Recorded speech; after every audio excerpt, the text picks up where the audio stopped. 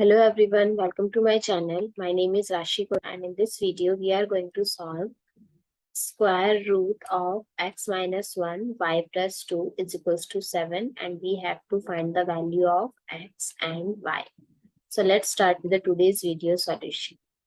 So first I am doing squaring both sides.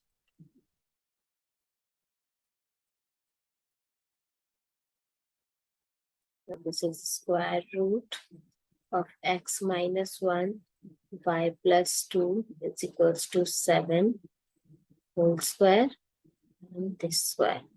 So with the help of this square root eliminates. So x minus 1 and y plus 2 is equals to 49.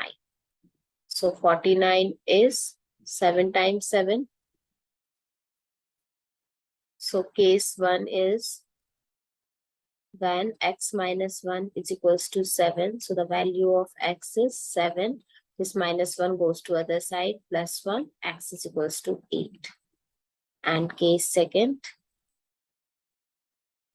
y plus 2 is equals to 7. So y is equals to 7. This plus 2 goes to other side, minus 2. Y is equals to 5. Because both have 7, otherwise there are 4 cases where in next case, again the value of x is 8 and y is 5.